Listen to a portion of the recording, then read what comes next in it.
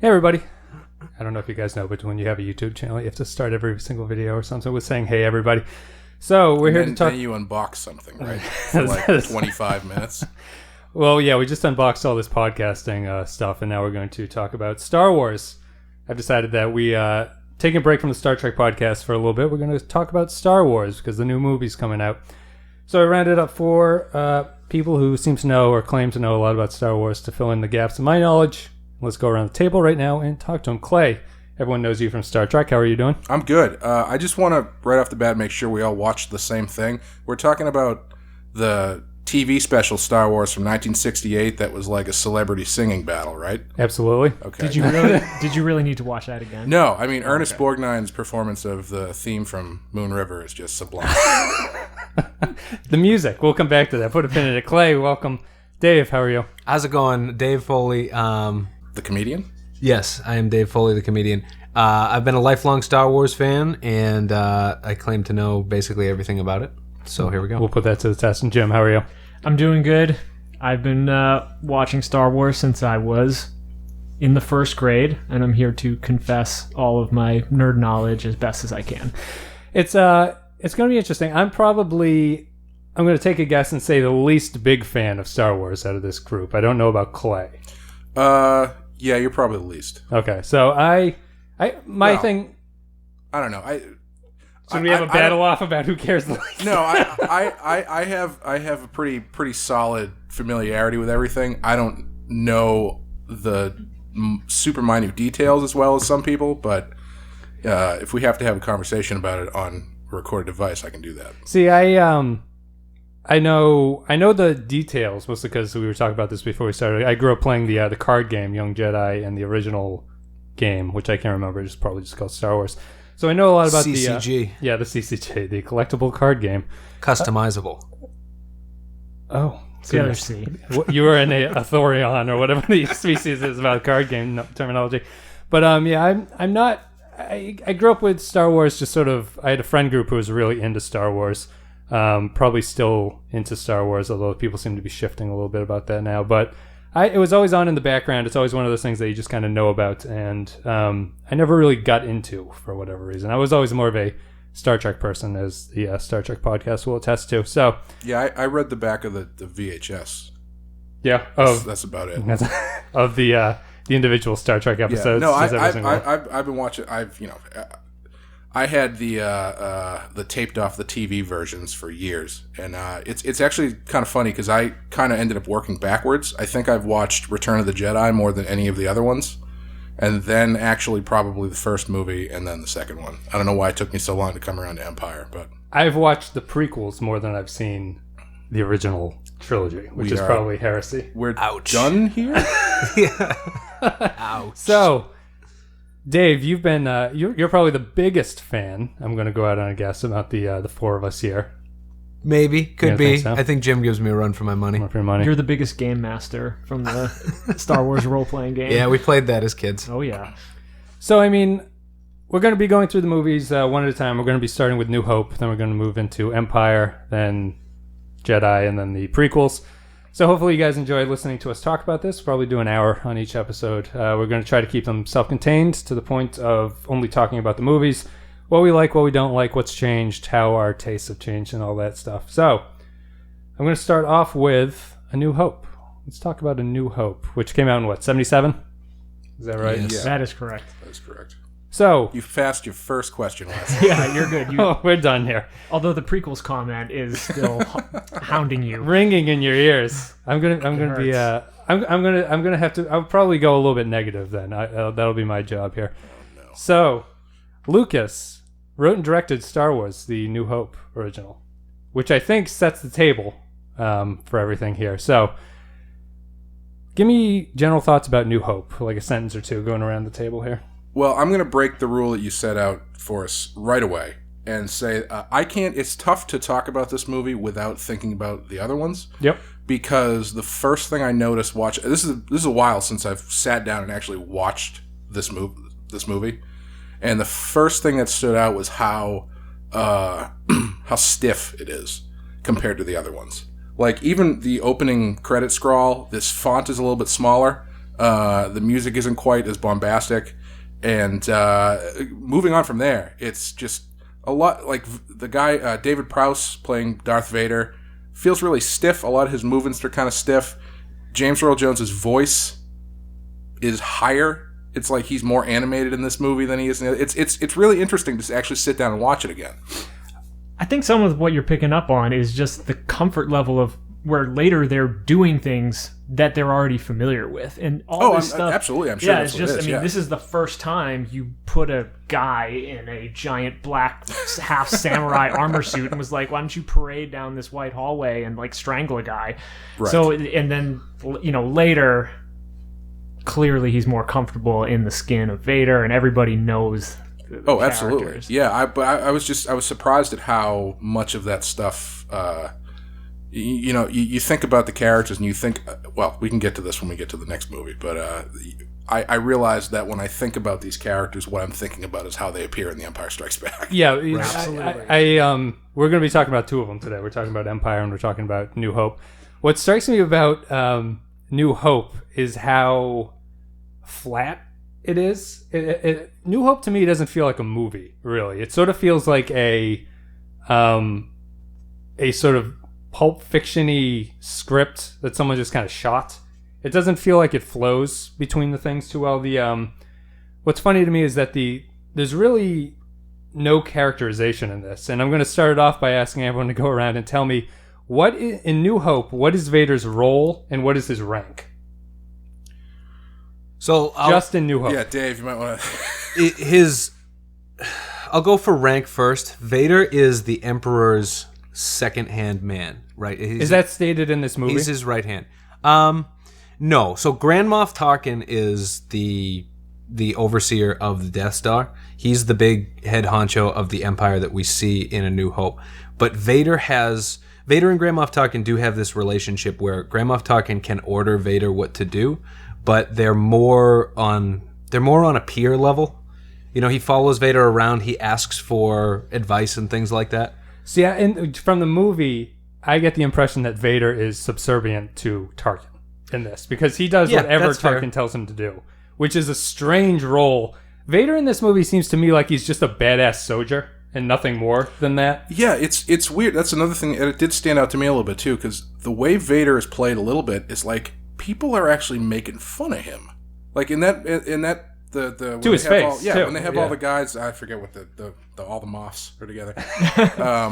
There's that one guy that's basically calling him out because he believes in ghosts and hokey religions. Yeah, and then he gets the shit choked out of him. But another funny Star Wars trope is people seem to forget everything that happened 15 years earlier. Like it never happened. They're like, this ancient religion that you speak of, and then he just jokes them. And it's like, well, clearly people must have told you that this happened literally 15 years ago. Well, we can get...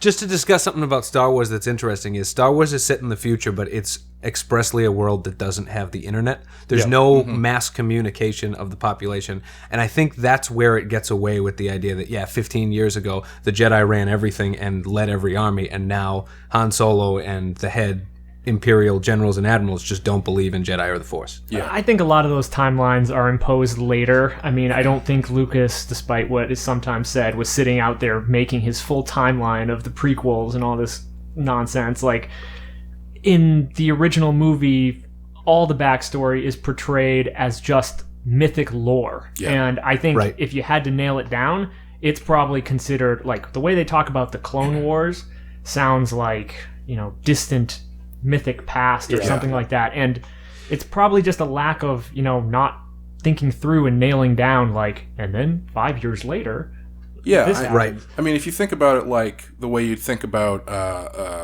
like a King Arthur story, right? You've got imagine Obi-Wan Kenobi is an old knight of the Round Table and he's talking to some street urchin or whatever. I could totally see that kid being aware of knights but not being super familiar with them, because that's not something that they would encounter on a day-to-day basis. Yep. And so if that whole system had collapsed since then, I mean, I've never had a problem with that. I think it's totally conceivable that stuff could have been kind of pushed to the wayside after a while. Yeah, I think it makes sense in the context of this movie, to break my own rule. They do it a bunch of times, which I always think is funny. But the characterization is funny in this movie because it feels like the people that they stick in are just sort of filling a role. Like you have Han is just a rogue. Like that is it. Like he has no character outside of being a rogue. Yeah, Luke is the. I mean, I get they're archetype characters. You know, they're. I actually did notice how little. Again, it's tough to talk. Okay, breaking the rule again. There's so little of what we know about the Force, what the Force can do, all of this stuff. You don't get that till Empire Strikes Back. It's so like the only thing Jedis can do in this movie is do the hand wave thing. You know, there's no force jumping, there's no power poles or whatever the shit it's called. All that stuff is a later addition, and so what you're dealing with is a lot more sweeping archetypes. Yes, it stands in a like sort of direct contrast to Empire, which, in my opinion, sort of becomes a movie at that point. But it's funny. I thought we'd go through the characters, and we'll start off with kind of a simple one. I haven't watched this one in a while, and it's amazing to me that the how important the droids are in A New Hope. Oh, yeah. They drive everything that happens in this movie. R2-D2, I think you could argue, is the hero of the movie. Yeah, oh yeah. He's like the only one that's getting any shit done. Everyone else is like they're the only strand that connects everything. And I see in R2-D2 especially Lucas's love of this tone that he sort of screws up later, but it's sort of half deathly serious, half goofball comedy. Mm-hmm. The droids are like, all the droids are very goofy. Like there's a scene where Vader yells at like a little vacuuming droid and it just like squeals and runs away. There's a lot of stuff like that. So what'd you guys think of, we'll start with Dave. What'd you think of the droids in this movie? Well, I think the story at least in the first one is told through the eyes of the droids. Mm-hmm. The entire story. Anthony Daniels does an absolutely perfect job, and you're right to point out that he is funny. Like the comedy in it actually still works when you watch it. And then there's R2-D2, who's so interesting because he only speaks through Anthony Daniels. Otherwise, you never understand what he's saying. And yeah, he's and who R2-D2 had my wife squealing in delight like every time. R2, they find this moment here. Phrasing? Well, he's got those little probes. The I don't know why it tickles me funny. Like it's good comedy. Just when R2-D2 puts out the fire that's on the Millennium Falcon and just sprays it with a fire extinguisher, it's like, well, that's touching and adorable. Jim, what'd you think of the droids? Yeah, so this is something that hardcore Star Wars fans probably know is that Lucas explicitly structured or borrowed that structure of starting out with the two quote unquote insignificant characters being the center of the narrative by borrowing that from Akira Kurosawa's Hidden Fortress. And that was his main, among other samurai influences, he took that and used it. So he does absolutely love that. But I do think that the droids have it, their reactions center around like human reactions, and that's why they're funny and interesting. They're not just there to do that. Right.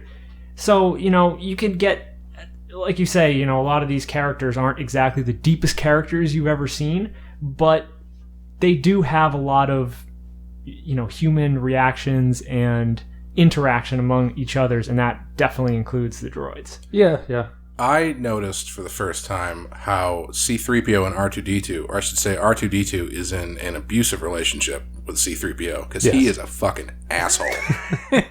Although there's some total dickhead. Hey, it's 3PO gets his shots back because he. No, I'm saying 3PO is the asshole. I feel like R2. At first, I was like, oh, R2's he's just doing his thing. But then later on, when Uncle Owen buys 3PO and he sees that he's also buying an R2 droid. He's not like, oh, maybe this guy. He's just like, oh, I guess I'll see you later. He does not chime in immediately. I know, I guess it's what he's supposed to do, but when he's asking him all this stuff, he's like, no, I would be perfect for you. You should totally buy just me. I noticed that too, like, any action-adventure movie is going to have a lot of those just-in-the-nick-of-time coincidences. Mm-hmm. But if you think of all of them in the original trilogy, the fact that stupid little red astromech droid blows up is probably the most... Because 3PO was turning his back. Oh, yeah. So that dude was walking away. That red droid is the real hero, not R2-D2. Yeah, he sacrificed himself. His poor he used construction saved to explode his galaxy. Head. It's Also, Do we think Kenny Baker got stunt pay for that shot where R2 tips over after it gets blasted by the Jawas? Or do you think... hopefully he wasn't in there, right? Who knows? Probably not. It's a... My understanding is that Kenny Baker was inside the R2 droid very, very sparsely. Oh, really? Okay. Yeah. Well, that's good. I get well. And Anthony Daniels was inside the C-3PO costume the whole time and hated it because Dying. his arms could not come down. Yeah. I guess he never thought he'd be doing that for 40 years, huh? Right. It's a quick paycheck. It just turns into something else. Yeah, I like the droid. I think it's like you're talking about. The droids are the only two characters in this one who feel like they actually have personalities to themselves, which I think is funny. Yeah, and you spend a lot of time with them. Well, I think some of that, is because they are the two main characters, and so their interaction with all the other characters is based purely on, the point at which they enter the story, sort of. Like, you don't get a lot of backstory for anybody else, but you don't really need it. I mean, you're saying that there's not a lot of I think there's plenty of characterization for all the characters. I just think there's not the same level of backstory that you would get. Right, but I think it's a problem just because the story is claiming that there's a lot of backstory. And let me pose a question. Let's jump forward a little bit. Do you think so? As we were talking before, we all watched the special edition versions, right? Yes, right. I did. Yes. Yeah, the only version you can get at this point, really, except for your Laserdisc copies. Do you think that the extra scene with Jabba the Hutt adds anything to Han Solo's character? See, I needed to talk because I don't remember what was that scene at all in the original. So originally in '77, they filmed a scene with a short Scottish human Jabba the Hutt. Yeah. Who was supposed to just be a human sort of guy. Yeah, just a human But guy. it was all planned from the beginning. The Hutt wasn't a species at the time. It was some sort of title that he had. And they cut the scene out of the theatrical release and they placed it back in for the special edition re-release, but they computer edited the man out and they put in a half-scale Jabba the Hutt in, and it doesn't work at all. And it's a dumb scene anyway. It's a scene that should have been cut. Well, that's what I mean. It's theoretically, you could say, oh, well, this scene adds more to Han Solo's character because you're getting more of his motivation. But as Jim said to me earlier, we were kind of talking about on the way here, that is completely redundant because you get everything from the Greedo scene, which already happened. Yes. Well, I think you're picking the one example I think I could argue, because I think Han is the most developed of the other characters. He's the only one who really undergoes a character transformation. And it's sort of killed by the Greedo thing. I don't really care about the changes that Lucas did. I'm not that invested in the franchise. The scene might be stupid. You don't have two eyes and a heart, Wes? The CG sticks out like a sore thumb. Every time it happens, you're like, oh, they added that scene. Oh, they added that scene. But the Greedo thing is the only thing that is stupid to me because it negates the Han Solo character arc that he kind of sort of has. Murdering Greedo makes him, the cold rogue at the start, which makes his redemption make sort of sense at the end. If you just have him dodge and then shoot second, it's like nothing has really changed with this character at all. And it makes Greedo the worst bounty hunter in the entire universe. Terrible shot. Absolutely awful. He was sitting too still. Well, the worst part about that, Solo? the worst part about that scene is even the guys who are doing that couldn't justify it. That's why they have that Han's got his arm up and whatnot, and they computer animate his head ticking to the side a little bit as he fires. It's like, oh my god. Yeah, it's painful. It's the only he does the a little stuff that Night they at the changed. Roxbury head thing. The thing that I found. Okay, I was thinking about the stuff that they changed when I was watching it, and I actually don't mind a lot of the exterior extra shots of Mos Eisley because it's nice to kind of get a little bit more of that world. Yep, sure. But adding floating droids and shit and all those extra stormtroopers on the dinosaurs. We've got these dinosaur models. We may as well put them in every shot for some reason and have them walk in front of it. I don't know, but it screws up the shot too. It makes the shot look like garbage because at least in the original, it's just guys on a sort of blank canvas. It's just a desert and it looks kind of cool. Now he's cluttering it up with all this shit in the background, and it's just I don't need any of this. Yeah, and I don't mind. Like I said, I don't mind the exterior stuff as much, but there are a lot of those changes where it feels like even as they were doing them, they could not justify that. Like that Han Solo scene, it's like, well, we have the scene. We have to if we're going to put it in, we have to make Jabba the Hutt actually Jabba the Hutt. But Han Solo walks behind him. And a lingering... How do we solve this put it in? problem? So there's another deleted scene that fans will know from A New Hope, and it's the Luke Skywalker goes and he meets Biggs Darklighter before Biggs leaves Tatooine for the Academy. Right. And they never put that in, and that's arguably a much better scene. It better develops Luke's character. It explains why Luke knows this other rebel pilot, but they kept that one out. You know, I had... Yeah, the other funny thing about the Jabba is allows the end of the scene allows the camera to linger on Boba Fett as they sort of like, oh, here you go, guys. Look, look, you know who that is. With a little musical ditty, too, so you know, oh, there he is, guys. Maybe this is going way off, but do any of you guys remember when the special edition versions came out? 7th grade for me, so 97. 97? Okay. 20 years later. My theory is that all of that stuff was just a dry run for Phantom Menace. I feel like they were doing that stuff to kind of... Get ready. Build see what hype. you can do. What's that? Are you talking story-wise or just to build the hype? To show that they could do it, like, technically. You know what I mean? Like, I feel like, they did CGI Jabba the Hutt, so they would...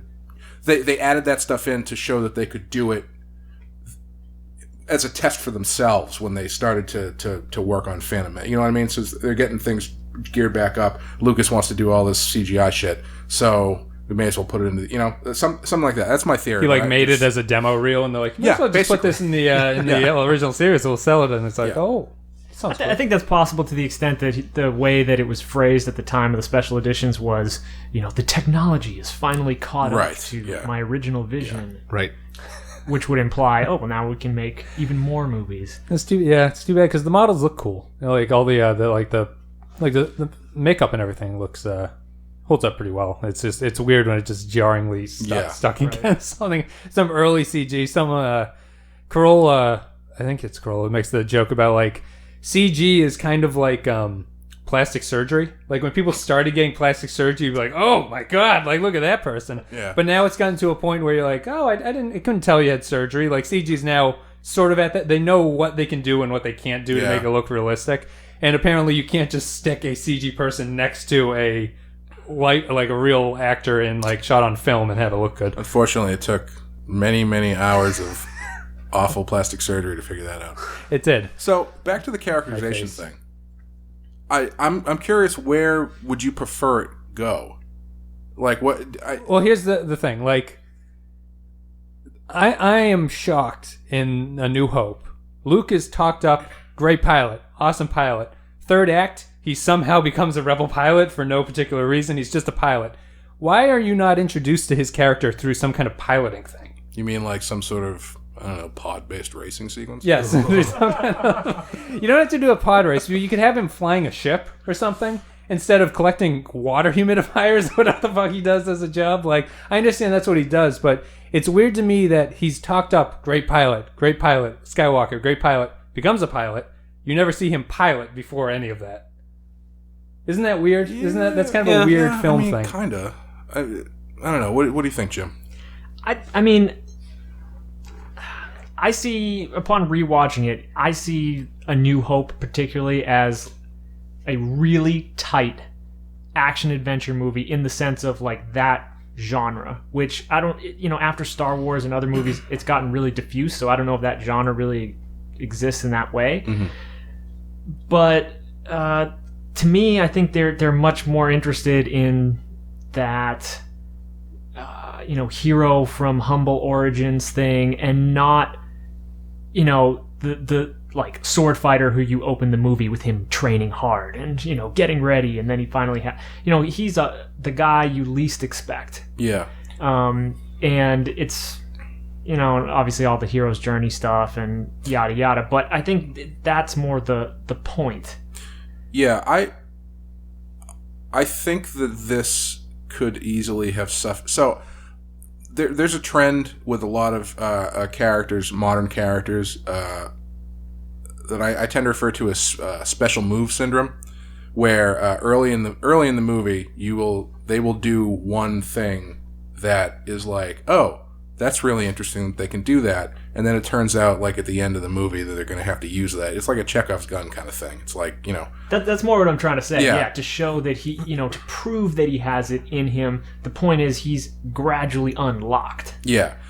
I would be, if I was going to really break that apart, I would be more satisfied if there was more of a hesitancy on his part to fly the X-Wing at the end. If he was like, if there's a part, I'd buy that as well. If there's a part where they bring him to the X-Wing, and he's like, all right, this is what you're going to be flying. He's like, oh shit, I don't know if I can fly that. Like if I would be better with that than if it would like opened up with him piling around, shooting womp rats in his T-13. Yeah, I mean, realistically, he gets in that X-Wing and he flies it right into the wall of that pyramid, and that's the end. And they're like, well, all the other guys fly out, and he just goes, meow. Yeah. Yeah, but I think that's they don't have those scenes. There's nothing that really shows anything outside of Han, and the droids are kind of the same. The droids are pretty well sketched too. Yeah, I don't know. I mean, I also don't feel that becoming a Jedi in this movie is anything special. Like you were talking, you don't really know what the Force does. That's so the other thing that I noticed too, is that the Jedi thing is so, I don't want to say first draft, but it feels pointless. It feels like it's just it's not there. Yeah, it's like I said, you don't get the majesty of it until the next movie. Well, there's no reason to have the lightsaber has no reason to exist other than it looks cool. Kind of like they don't really. Well, it's an elegant weapon for more elegant time. They don't really do anything. Like they have the Vader and Obi-Wan fight, which is real horrible at this point. But it's a poorly choreographed fight. Yeah, well, it's a crippled man fighting a robot. It's two old men with their walking canes. Yeah. So like no. And I love when all the stormtroopers gather around, and it's supposed to be like, oh my god, look, it's two Jedis, and they're probably just like, look at these what the fuck are these guys doing? This is not getting released. What the hell is Should this? we call a nurse or? But I feel like in the I feel like the lightsaber should not just be something that you give to someone and don't even explain how to turn it on. Like Luke just, it's like in the blade shoots. It does out, only have one button, so I know, but Obi-Wan doesn't say like, "Oh, don't fucking point that at something when you turn it on because the sword is going to shoot out of it." He just gives it to him, and Luke turns it on, and it's like, "Oh, there." But I feel like the Jedi Knight aspect is like. It sounds bigger than it is in this movie. Well, in New Hope, there is no... So, part of the big story arc in the following two movies is Luke becoming a Jedi. And in New Hope, it never makes the distinction. You don't become a Jedi. There's no training for it. It's not like a black and white difference. He's a Jedi or he's not a Jedi. Right. Yep. It never brings that up. It never explains what a Jedi really was. Right, which makes it seem... Like, I guess my thing here is... Star Wars... It's established in this movie. This is like big. There's like a lot of stuff going on in this universe. There's a lot of stuff happening. They don't touch on anything, and I feel they chose both paths instead of picking the smaller character adventure or the big sci-fi epic where you don't need to characterization. Because I understand it's probably a budget thing. The Empire feels very small, and especially when you watch Empire Strikes Back right after this. Oh yeah. There's like one ship apparently in the Empire. Vader seems to just be a guy who can choke people, and he takes orders from an old man. And the Emperor is mentioned, but he just dissolves the Senate. There's a lot of Senate dissolution in these movies. Right. I actually like that New Hope has politics in it, which the other two movies fail to have. Trade embargo? Sorry. No, yeah, I like that. Like, they're hinting that there's a lot of stuff going on. It's just they don't really... Lucas seems like he wants to just tell you all this shit. There's not enough time in this movie. See, but I think rightly or wrongly, you're bringing in the perspective that comes after 6 movies, 30, 40, whatever years of lore. Because if you imagine seeing New Hope burst on the scene, and I mean, I think one of the virtues of the movie is they don't explain anything. Yeah. They just go, and you just see there are these giant spaceships. They are here. Guys storm in. They're these crazy... new soldiers you've never seen before, and everything not being fleshed out. I still think on first view you would still find it almost like confusingly original because there's so much stuff you're not exposed to that's not being explained. Yeah, and the point of A New Hope, I mean, like the story of A New Hope is not let's talk about the Jedi Knights. The story of A New Hope is blowing up the Death Star and Luke becoming the hero.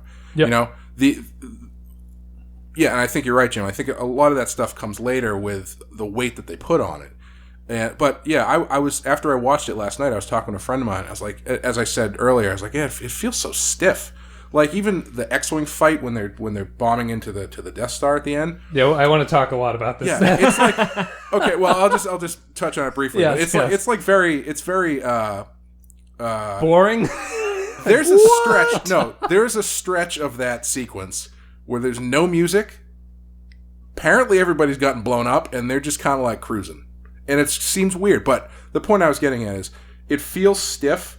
And my friend was like, "Well, it's just a product of the time." And I was like, "I guess," but then I was thinking about it, and it's like it's not, because this movie doesn't exist before. Like, there's no other movie like this before it comes out. Right. And just to wrap up the Force thing in just the New Hope, I mean, I think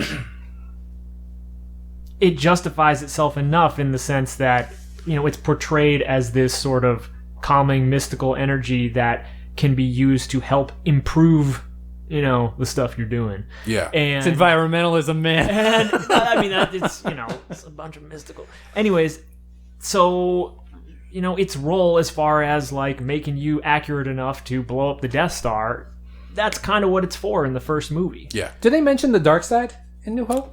Yes. They do? I think Yes, I think they do. Vader. He brings it up. When taunting Moffs. Oh, Obi-Wan might mention it. Vader fell to the dark side. When That's taunting great- Moffs, he says, That's a great band name. "I'll take it."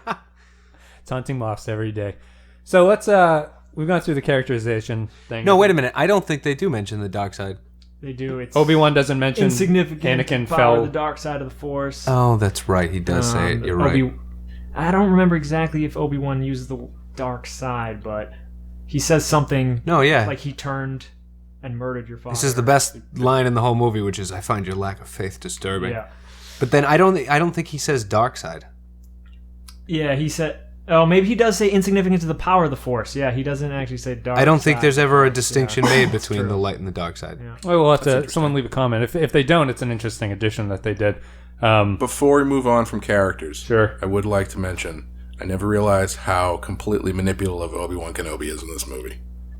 Yeah, and imagine First of all, I thought the same thing. so yeah. here's one thing where I will give you where again, I don't think it matters that much, but it's like a Back to the Future kind of setup where, Marty McFly is friends with Doc Brown, but you never over the course of 3 movies find out why they are friends or how they met or whatever. So with that's why I found it was interesting where Ben Kenobi is known to Luke, and Ben knows Luke, and Luke knows Ben. They're not like buddies, but they're kind of aware of each other. yeah. And then that first scene where he gives him the lightsaber, he's just like, "So yeah, you should probably just come to Alderaan." It's a little creepy. and then he's like, "No, I can't do that." And he goes back home, and his uncle and aunt are dead. And then he comes back, he's like, "Guess we should probably just go to Alderaan then." We're going to have to sell your car because I don't have any money to get there. Like, I'm gonna go talk to this guy in the alleyway. there's no point where Luke is like, "What have I just gotten myself into?" No, yeah. There's no time for that. And there's stuff later. I can't remember. I should have written it down. But there's a few instances later of Obi-Wan. It has an air of abusing Luke's naivete a little bit, where he's like, "Well, you've got to learn how to become a Jedi Knight, just like your dad." And he's like, "Fuck yeah." And it's you're just saying this to this kid, and you're taking him off planet. I mean, obviously he knows who this kid is and stuff, but it feels really weird in the body of the first movie, not knowing what we know now about everything. Yeah. No, see, I actually think both ways it's good and manipulative in the way you said it. Because I was thinking, even with the body of what you come to find out, then the whole thing becomes some sort of like, replay. Like, I'll show them this time. I'll get this one right. Yeah. You know, it's But, like- and also, knowing everything about all the movies, Obi-Wan's been thinking about this for a long time, and that's a very clunky way to bring it. Like, he's just like, "Oh yeah, there's a lightsaber. Your father fucking killed." Yeah, by, like what Vader. was the plan there? Was like he ever going to do that in a? Is he going to show up at Uncle Owen's place and be like, "Hey, Merry Christmas, Luke. This is from your dad," or was he just hoping they would cross paths? Yeah, they'd come along. It's not particularly clear. I don't mind the. Imagine if Alec Guinness had given a fuck about this role. I don't think he's bad in it. No, he's good. He's good. He's Alec Guinness reading the phone book would be watchable, but no, he's. I like his performance, even when he's just in the second act, where he's just kind of like sneaking around on the Death Star. But let's get into the act breakdown. Everyone's favorite act. What is it? You have I broke them down. The first act is Tatooine. Where they Second act's the Death Oh, Star. I was escape. going to say, like, And the third the guy act. spins plates, Yeah. or they have the dogs, but you mean in the movie. But and just to comment on that, I mean, I think, because for me the movie is just incredibly tight. Like, it just goes one thing to the next, and the act breaks are very defined. Yes. This is a episodic movie that does nothing to explain the shifts between the stuff that goes on. Like, they end up in these situations, like, it feels like you just wrote down, they're on the desert planet, they're on the Death Star, then there's a final space fight. Those are the three things that I want in this. Good place to start. They just kind of like went through them. I like the first act. I think is the strongest of the movies. The weakest might be the Death Star stuff. So let's talk about the Death Star scenes. Are you talking about escape or the destruction? When of the Death they're Star? on it for a long time. Okay. When the trash compactor scene and everything like that. I feel they're on it for a little bit too long. Yeah, I'm gonna agree with you there, because like I said, I hadn't watched this movie in a long time. Like, sat down and watched. I've put it on in the background. I'm doing stuff all the time, and I actually found myself. I don't know if it was a matter of what the reason I was watching it or what, but I found myself getting bored, and I think it was because usually when we do these things, Wes, Yep. you know, I can sit down and I can watch it analytically, and, you know, I can break it down or try to, or there's an angle I'm trying to go at. But I'm watching this, I'm like, I don't know what to. I know this movie so well that I don't know how to sit down and watch it analytically. And that part in the middle is where I was really starting to lose it. Just because, I think it's a little bit, lots of running around. Corridors and it's stuff. It's a lot of running around. I never realized how, again, stiff is the only word I can think of, the detention level gun battle is. Because I was thinking about it, you know, when they're standing, they're in the hallway and they're shooting back and forth, and they're cutting back and forth to them yelling at each other. And I'm like, something feels really stiff, like stagnant about this. And I realized it's because I've watched too much modern stuff where they shoot that stuff, the same content, but now they shake the camera. Yeah. So it's like hard setup, cut to hard setup, and it just feels like two people going. I just like, we gotta get out of here. I can only picture it without the special effects. It's just an actor wildly waving a gun. I've seen that footage. It is ridiculous. It is silly. just them, and they kind of even wave the guns extra because it makes so little sense. Yeah, you have to sell it. Yeah, they're just like wildly shooting at each other. I like the introduction of Leia. Like, I like think the character of Leia. In this. I love her character. I never really, again, a lot of stuff I didn't pay attention to originally, but I never realized how, like, fairly proactive and, like, she's not just a damsel in distress. No, she's not character. just a princess, even though that's what they call her all the time. Yeah, I'm not going to disagree that the Death Star stuff does feel long, especially on the trillionth viewing. But it is, I mean, if you consider that, like, your goals in an action movie are like, okay, you know, they're all MacGuffins. They're all like, you know, we need to do this, we need to do that. Right. So, you know, if you consider, like, okay, you encounter a space station. All right, we need to get on there. That's no moon. Infiltrate. We need to get the princess. We need to get her out of there. With the exception of the trash compactor scene, which I do have a bit of a grudge against, it's, you know, Mark Hamill screaming C-3PO. You know, aside from that, it's actually pretty tight. Yeah. It may not be the most exciting thing in a modern context, but if you need those building blocks to happen, it does it pretty tightly. I feel people say that Star Wars is older than it. Like, when did Jaws come out? 77. 75. Yeah, I mean, 75? Yeah. I feel I should expect modern pacing at this point. Well, like, this I don't is. know. I don't think Jaws has modern pacing. Yeah. No, I think Jaws carries itself better than New Hope does, certainly. Well, just in terms of, like, a rising action type thing. Like, it's a New Hope to me just sort of feels very like the pieces are just one after another, and they all kind of feel a little bit long. They go on for a little bit, and I think it's because Lucas is really interested in like the set design that he's done. Like he shoots a lot of this stuff. There's a lot of shots of like droids and stuff doing things. See, I actually have to disagree with that. Like, and even bringing in some of the, you got to bring in the prequels by contrast, just because the prequels, they do need to show off and spend time on the effect sequence, where I feel like in Star Wars, they're almost racing to, just get as much as you need and then move on. I mean, in any given scene, you could, or most of them, you could actually argue for them going on quite a bit longer. Some of the stuff, any scene with Vader, you could argue. I mean, those scenes are short. You could go on for I longer. think he's only in the movie for like 9 minutes. So he only has like 9 minutes of screen time or something, which again I think just speaks to my role. He's just kind of a cool character that they made up at this point. And he doesn't really have any story importance. Well, yeah, I mean it's interesting. Now that I was just thinking about looking back on it, he is more of like a number 2 in this movie. He's more like he's the soldier that goes in and he's the Bane. He's like the. Yeah, he's not really pulling the strings. He's more of almost like a James Bond villain, where you've got, if Grand Moff Tarkin is your Blofeld, then Vader is Jaws, basically. Sure. Yeah, right. The Enforcer. Yeah, which is, well, if Jaws was way cooler than Blofeld. But really, there's no character that gets extended treatment or extended sequence, minus some of the setup stuff in Tatooine in the beginning, where they do just kind of sit around and talk with Luke for a while. Yeah, that's Oh, by the way, we didn't touch on this. Uncle Owen is the worst at keeping secrets.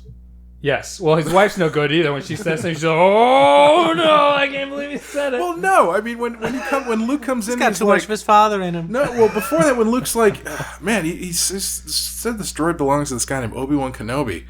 You think he could mean Ben Kenobi? He's like, no, Obi-Wan Kenobi's a Jedi Knight who fought with your father in the Clone Wars. He's been dead for a long time. Shit.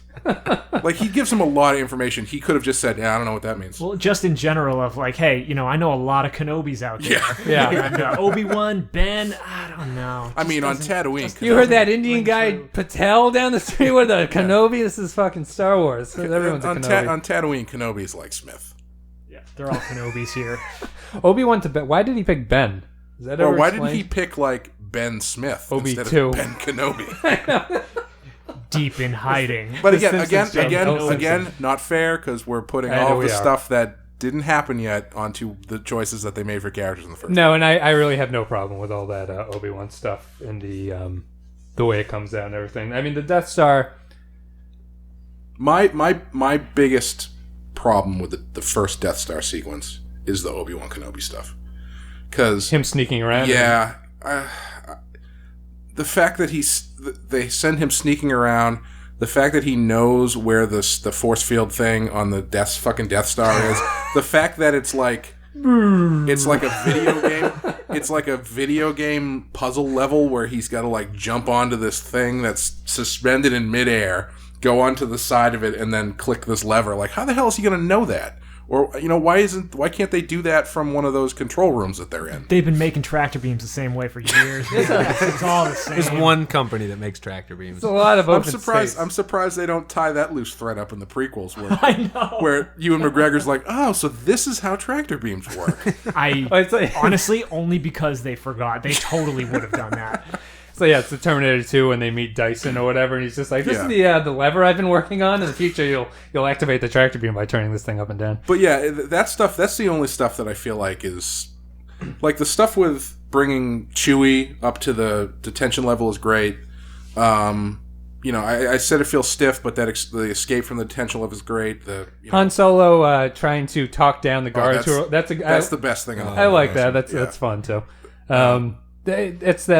It was another example of I think Lucas was better at his comedy at this point. It didn't seem as silly for some reason. It felt like it fit better than anything. But yeah, you start to get the little bickering between Solo and Leia. Although another thing I wanted to mention, I noticed there was lack of quality control in the assistant directors or whatever, everyone pronounces things differently. Yeah. They call them Han and Han, Leia and Leia, and Alderaan and Alderaan. And they do it like in the same scene. They just go like start switching off. And It's just the different quadrants of the Empire where it's from.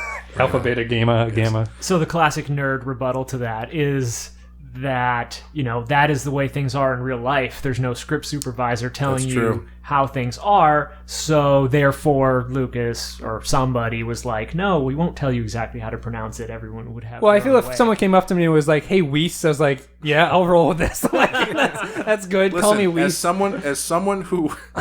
As someone who once had their name mispronounced upon first meeting and then continued the rest of the evening with that name on purpose, I can tell you it's very easy to roll with it. She's a princess, goddammit. He's Grand Moff Tarkin. Or no, he's the other guy. I can't remember, the general of the rebellion or whatever, like the scientist who's explaining the plan. Oh, he's the one that who I think mispronounces it. sounds like he might be a multiple. His voice sounds like he's like voices 2 or 3 people in that movie. But His name's Jan Dodonna. either one, doesn't matter. He also strongly believes in the Force. So let's. I just wanted to wrap up on Obi-Wan before we move on. I don't know what else you would do with him though, because I mean, like the role that he plays in that Death Star sequence is to fight Vader and die. Right? Yep. So I don't know how you get to that point without having him, go off and do something by himself. I don't know what you have him do other than There's a lot of hate for the Death Star sequence. I actually, you started this by asking what our favorite act is and then talking about your least favorite act. But my least favorite act is the beginning. I think that from the time that the escape pod leaves the Carillion Corvette and they don't fire upon it, all the way until they go to Mos Eisley, I think the movie is pretty slow. It doesn't have a lot to pull you in. It's got to explain Luke's backstory, but there's not a lot to it. Whereas I like the Death Star stuff in terms of an action sequence. It's fun to watch, and then there's the twist at the end that they let them go. And I really want to know, what's your beef, Jim, with the trash compactor? Yeah, so I agree. I do like the Death Star scene. I don't want to be trashing. Oh, don't get me Death wrong. Star I don't sequence. not like it. It's just that the Obi-Wan thing is always kind of weird. It's the worst scene I've ever seen. Any scene from Jaws. I just think that, and again, I'm sure it was great at the time and all that. But for me, on the trillionth viewing, the trash compactor is one where the minute they plop in there, I'm just like, okay, maybe I'll refill the coffee now, or just because it's just your classic like inch by inch fabricated suspense. Whereas I do view the rest of the movie as incredibly tight, and brick on brick.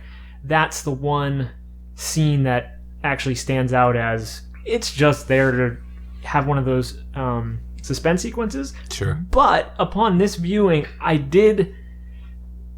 the one justification I saw for it was, it is actually the only scene, and correct me if I'm wrong, maybe through even until like Jabba's palace, where you have your 3 main good guy protagonists like actually enduring hardship together and interacting, and like actually if you don't have that scene, they barely even know each other for the rest of the trilogy.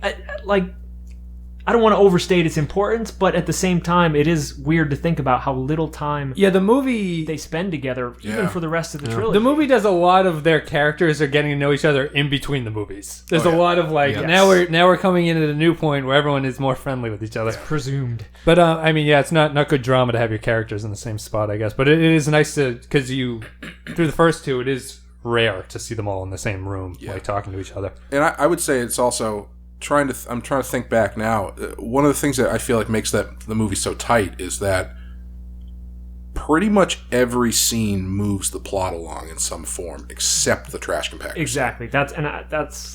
Whether you like their various goals or think it's too much of one goal or whatever, every scene is a brick to get you to that next thing. Yeah, and I mean, they could have cut that out and just had them climb out of there and have the door not be locked, and lose that whole bit, and you wouldn't lose anything really, except for what you were saying. Except for the fact, and I guess you could include the shoot up the TIE fighters after as being together, but maybe a little bonding goes on in that Yeah. trash. Every, do you love the trash compactor scene? I do, yeah. I love the little monster in it. Like, Every fantasy I really movie liked it. needs a scene where people are in water with shit in the water. Like that is a fantasy trope that you Well, must I mean, have. if you think about it, all three of the movies do have underground or underwater monsters in them. So just do a little hump. You just have a guy in a glove that just goes like that out of the water. Is it the only time in the movie where the droids are not incidental, where they actually do something?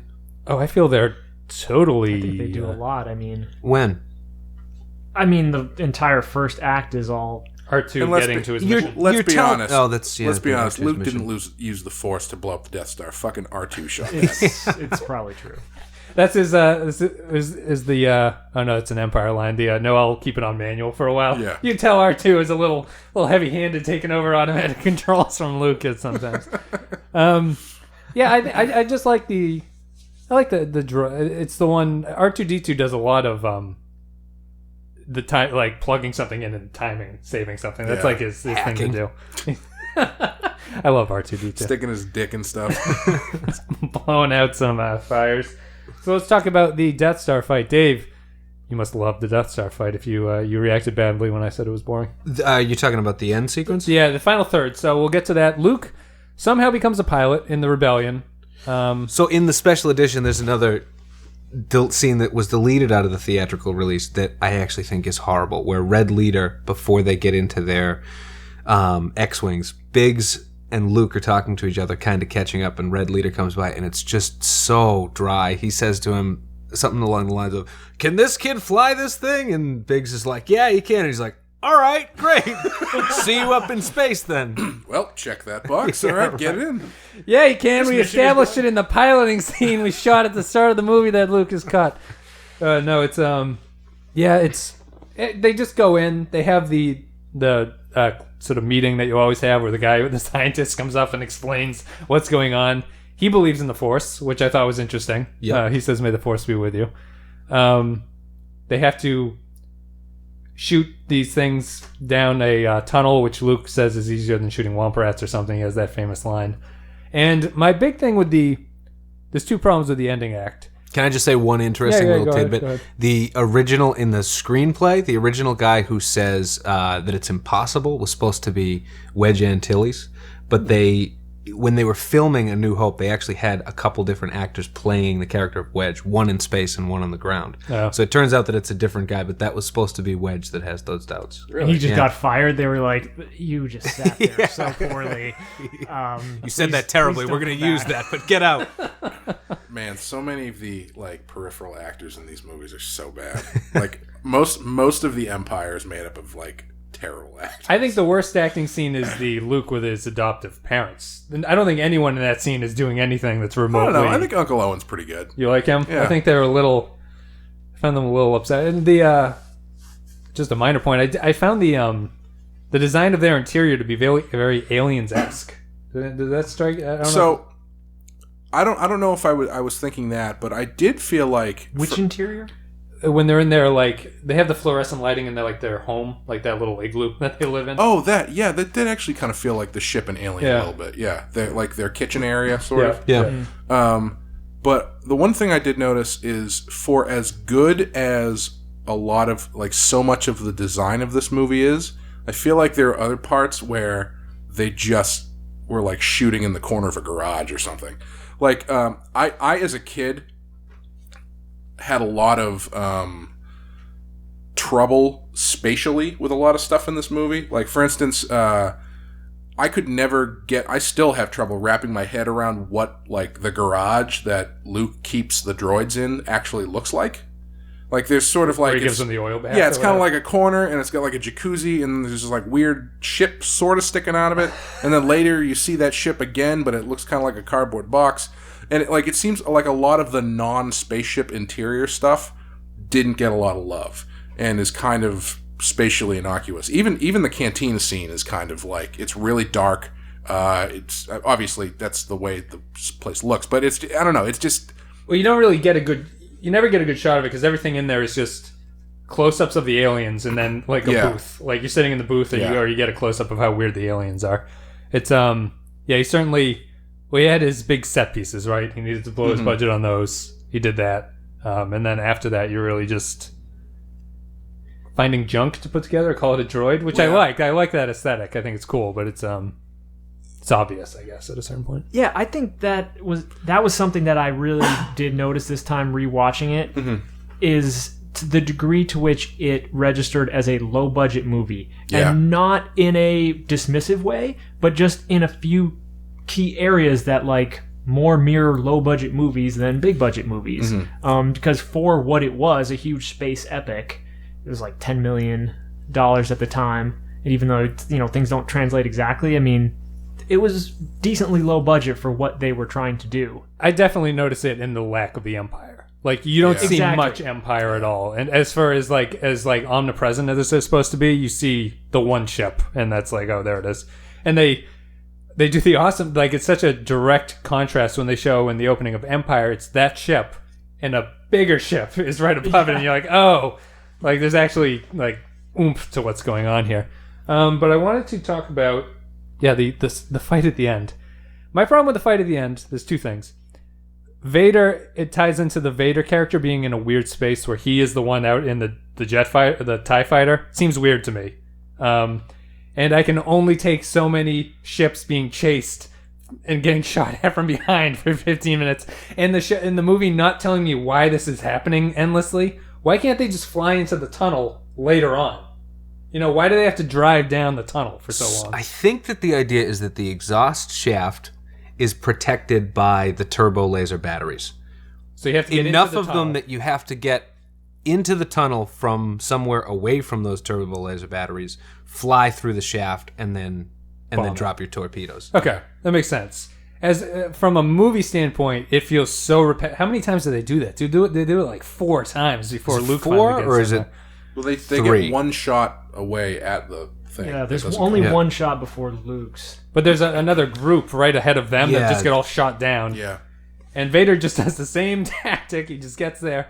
They go, cover me. The guy goes, okay. He gets shot, and then they shoot the other guy. I feel like it's probably a budget thing. They don't have enough budget to show an actual starfight. Like, there's nothing going on. I think the budget comes in the sense of, how many fighters there are. It really stands out when the TIE fighters come in, because you can rationalize, well, hey, the Rebels only have this many ships with this many good pilots, whatever. Yep. But when you see out of this massive moon-style space station come 6 TIE fighters. Yeah. Like, arguably, Launch the TIE fighters. How many? I don't know, like 10. Wait. How many pilots do we have? 5. Fuck, Vader. Get Vader. arguably, the Death Star should be like a third TIE fighters. Like, you have your living quarters up top, and then the bottom third is just filled with TIE It fighters. should just be guns constantly blasting off the surface of the Death Star, right? It should So just be they like, have that they have, but the idea is that the guns are too big, therefore To hit go ships, after right, big ships. But sir, did we launch all 6 auxiliary fighters? No, save 2. Save 2, okay. Just in case. Okay. I think that ending scene goes on for a very long time. Well, like I said, there's that weird lull in the middle where, like, the ship-to-ship blowing up has stopped, and then it's just sort of like they're just sort of cruising around, like the music is stopped, and then I don't think the music comes in. You don't again. find that so tense, though? I love that. Yeah. When it's basically down to like Luke and 2 other fighters, and there's no music going on, and all you can hear is the noise that the X-wing makes. It's just tense. I'm gonna say that I probably would, but again, I think it's one of those things that suffered from us seeing the movie so many times. I feel they put the tension on the wrong thing. They're talking about how he has to shoot down this narrow hole, right? The tension is all about watching the distance from the hole as opposed to the shot. He does the shot and it just goes right in. Which is another spatial thing I've never understood. But The tension is like, Luke's like, I'm getting close, and you go to that little like odometer thing that they have and it's counting down. There's no tension there. The tension should be he should like miss the first shot or something. To show how difficult it is. well, I mean, the other guy misses. Yeah, I think the idea is they use up what you're talking about with the other pilots, because they spend more time with the other pilots, like cross-cutting between their targeting computers narrowing and, them getting blown up. So by the time they get to Luke, they don't want to start from 0 again. See, I would have. I don't know. I feel, it's weird to just not have Luke be sort of more responsible for what's going on. So if we tried to compare this to another dogfighting scene in any other movie, and there aren't a whole lot of extended dogfighting scenes in movies, but I don't think we could. I couldn't name one that's more tense, that has more emotion and intensity to it. Oh, you'd have to give me a minute. Dogfighting. I mean, I think they do a better job in every other Star Wars movie, except for the prequels, probably. I would disagree. I think that the space scene, the space battle in A New Hope, is superior to if you just took the space stuff from Return of the Jedi and don't include the Endor stuff or the Luke in the throne room stuff. I think that the space battle in A New Hope is so much more interesting. You can actually follow it instead of just letting the characters tell you what's happening. Oh no, the bridge is out. We're gonna get destroyed now. Like, you can actually follow what's going on. It's just there's so much to it. What I do actually really like about it that I think is probably a result of the budget, but actually works in its favor is so one of the things they do in the special edition version is they add more X-Wings, which I never had a problem with, because it always like, well, the long shots of the X-Wings never look very good. They added the one where they're flying at the Death Star, right? They're in an armada. Yeah, so they you can see show the Yavin in the background. Yeah, which I like that shot. I think it's a good shot. I think it adds to it. But what actually I think the low budget aspect adds to it is there are so few of them that you get FaceTime with every pilot. There's a roll call. Like, basically, wow, actually, now that I'm thinking about this, Independence Day ripped the scene off a lot. Because they do the same thing in Independence Day, and they do the same, like, twisted... No, that's from Empire. Anyway, you get, like, a roll call of everybody on the attack force, and you don't just see most of their ships explode, you see them explode from the inside. You see the guys burning to death. Yeah, where they go, blah! He came from behind!